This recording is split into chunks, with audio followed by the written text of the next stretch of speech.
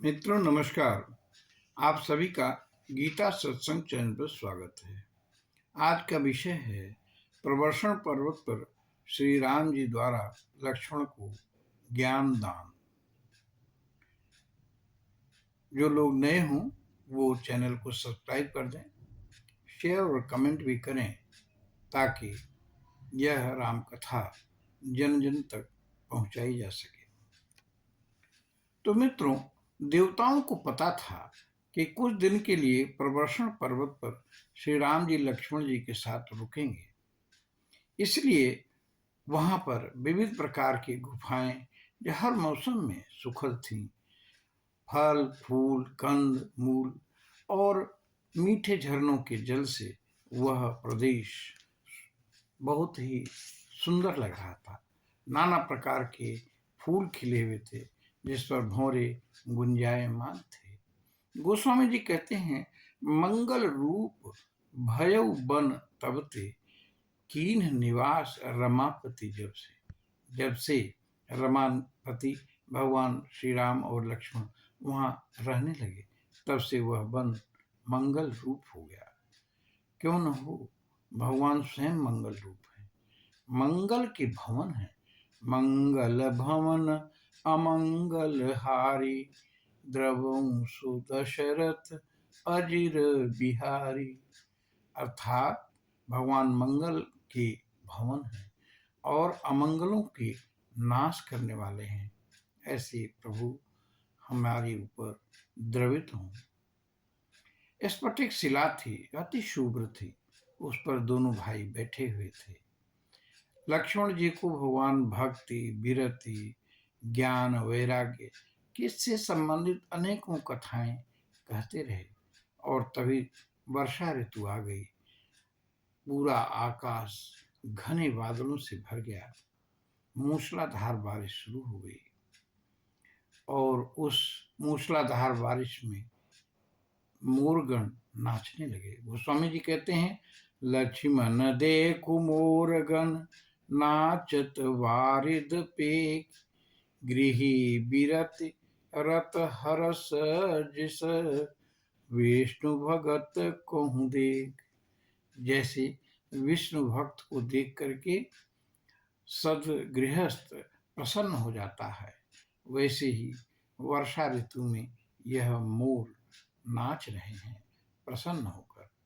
तो सदगृहस्थ क्यों प्रसन्न हो जाता है? क्योंकि वह जानता है कि इन 4 महीनों तक संत जी रुकेंगे और इनके मुखारविंद से हमें राम कथा सुनने को मिलेगी। श्री राम जी लक्ष्मण से कहते हैं, तात बादल की घोर गर्जना से मेरा मन व्याकुल हो गया है, डर लग रहा है।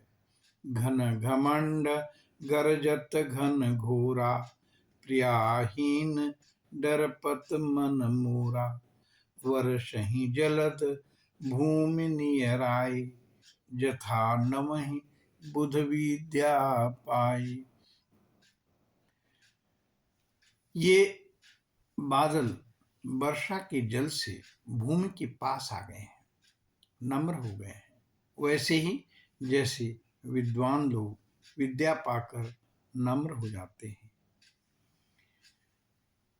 प्रभु श्री राम जी लक्ष्मण से कहते हैं कि बिजली चमकती है और गायब हो जाती है, स्थिर नहीं रहती, उसी तरह से जैसे खल की प्रीति स्थिर नहीं रहती। जल से भरे बादल पृथ्वी के निकट आ गए हैं, विवेकी जन विद्या पाकर नम्र हो जाते हैं।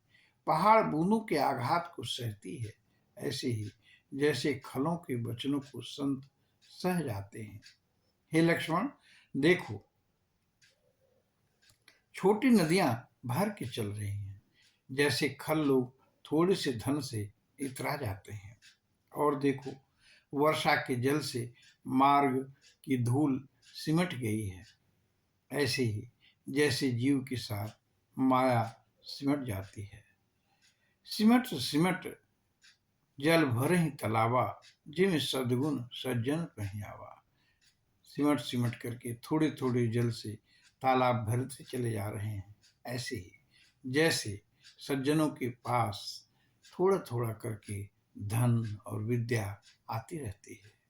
नदियों का जल सागर से मिलने जा रहा है, वहां जाकर स्थिर हो जाएगा। ऐसे ही जीव श्रीहरि से मिलकर स्थिर हो जाता है, आवागमन से मुक्त हो जाता है।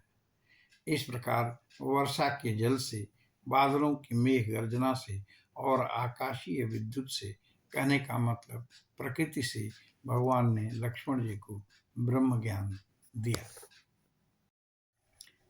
मित्रों, राम जी लक्ष्मण जी से आगे कहते हैं, देखो मेढक बोल रहे हैं, ऐसे ही जैसे ब्राह्मण वेद ध्वनि करते हैं। नए नए पत्ते आ गए हैं, वे सुशोभित हो रहे हैं।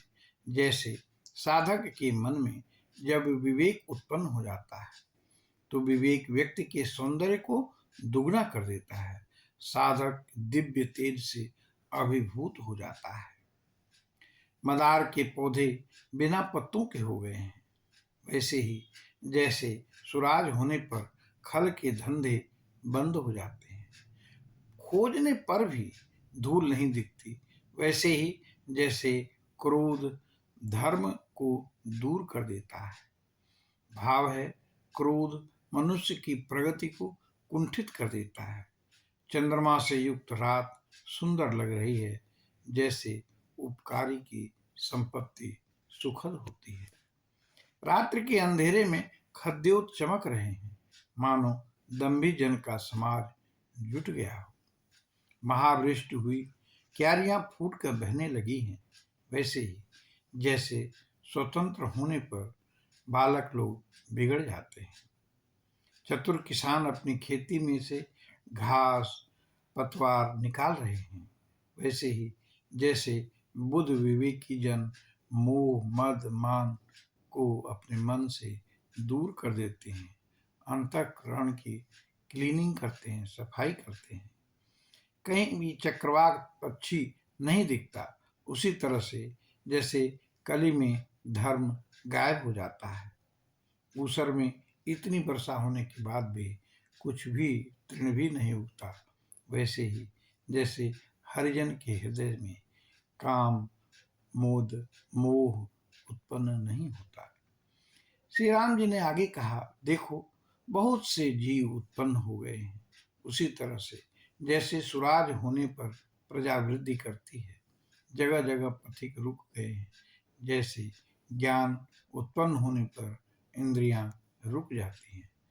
कबहु प्रबल बह मारुत, जहाँ तहाँ मेघ बिलाय, जिमि कपूत के उपजे, कुल सधर्म नसाय। कभी कभी तेज हवा से बादल तितर बितर हो जाते हैं, जैसे कपूत के उत्पन्न होने पर कुल और सद्धर्म तितर बितर हो जाता है, नष्ट हो जाता है। कभी तो घना अंधेरा और कभी प्रकाश हो जाता है, जैसे सुसंग से ज्ञान हो जाता है और कुसंग से अज्ञान की उत्पत्ति होती है। इस प्रकार लक्ष्मण जी से वार्ता करते हुए वर्षा ऋतु खत्म होने को आई। चारों तरफ सफेद कांस उग आए। प्रभु कहते हैं, सफेद कांस इंगित करता है कि वर्षा का जरठपन आ गया है। अब शरद ऋतु का प्रारंभ हो गया है। जो लोग वर्षा के कारण चातुर्मास कर रहे थे, अब अपने अपने गंतव्य की तरफ जाना प्रारंभ कर दिए हैं। प्रभु श्री राम जी लक्ष्मण जी से कहते हैं, हे तात, वर्षा समाप्त हो गई है, अब शरद ऋतु भी आ गई है, पर सीता की कोई खबर नहीं लगी। ऐसा प्रतीत होता है कि सुग्रीव को राजकोष और स्त्री मिल गई और वह मित्र को भुला दिया, लेकिन वह नहीं जानता कि जिस सर से मैंने वाली को मारा था, वध किया था, उसी से सुग्रीव का भी वध कर सकता हूँ। भगवान शिव जी उमा से कहते हैं कि श्रीमंत श्री राम जी को कभी क्रोध नहीं आता, वह तो उनकी लीला मात्र थे। लक्ष्मण जी ने श्री राम जी को क्रोधवंत देखा तो उनके नेत्र क्रोध से अरुण हो गए और उठकर खड़े हो गए। बोले, अभी सुग्रीव को उसकी सेना समेत यमपुर को पहुंचा देता हूँ, आप आदेश करें। पर भगवान ने लक्ष्मण के क्रोध को शांत करते हुए बोले, नहीं नहीं लक्ष्मण, सुग्रीव मित्र है, उसे भय दिखाकर ले आओ। लक्ष्मण धनुष तर्कस धारण किए हुए किष्किंधा में पहुंच गए। तब अनुजहि समुझावा, रघुपति करुणा सीम। और जब भगवान ने लक्ष्मण जी को समझाया तो लक्ष्मण जी क्रोध के अवतार तो ही हैं, शेषावतार हैं। वे किष्किंधा में जाकर के जब अपनी नाराजगी प्रकट की तो सारे वानर इधर उधर तितर बितर हो गए। लक्ष्मण जी किष्किंधा जाते हैं, उधर हनुमान जी को चिंता हुई तो सुग्रीव तो राम जी को भूल ही गया। उसे बताते हैं, सुग्रीव डर जाता है और दूतों को सीता अन्वेषण के लिए इधर उधर भेजता है। तब तक लक्ष्मण जी भी पहुंच जाते हैं। उनके क्रोधित भाव भंगिमा को देख लोग तितर बितर हो जाते हैं। क्रोधित लक्ष्मण को देख अंगद सामने आए और मधुर भाषण से लक्ष्मण जी के क्रोध को शांत किया। हनुमान जी और तारा उनको राजमहल में लाकर स्वागत सत्कार करने लगे। करि बिनती मंदिर ले आए, चरण पखारी पलंग बैठाए। चरणों को धोया, पलंग पर बैठाया। अब ये पूर्णतः शांत हो गए। तब सुग्रीव आए और बोले, भैया मैं तो पशु जाति का अज्ञानी जीव हूँ। तब कपीस चरणन सिर नावा, गही भुज लक्ष्मण कंठ लगावा। जब कपीस यानी सुग्रीव लक्ष्मण जी के चरणों में अपना सर नवाया तो लक्ष्मण जी ने उसे गले से लगा लिया। कहने लगे, अगर कोई गलती हुई हो तो लक्ष्मण जी मैं आपसे क्षमा चाहता हूँ। लक्ष्मण जी सुग्रीव से गले मिले। सुनत विनीत बचन सुख पावा, लक्ष्मण तेहि बहु विधि समझावा। लक्ष्मण ने बहुत प्रकार से सुग्रीव को सांत्वना दी, समझाया और सब लोग मिलकर राघवेंद्र सरकार के पास चले। हरषि चले सुग्रीव तब, अंगदादि कपिसात। रामानुज आगे करी, आए जहाँ रघुनाथ। सब लोग लक्ष्मण जी को आगे कर उस जगह आ गए जहां पर श्री राम जी विराज रहे थे।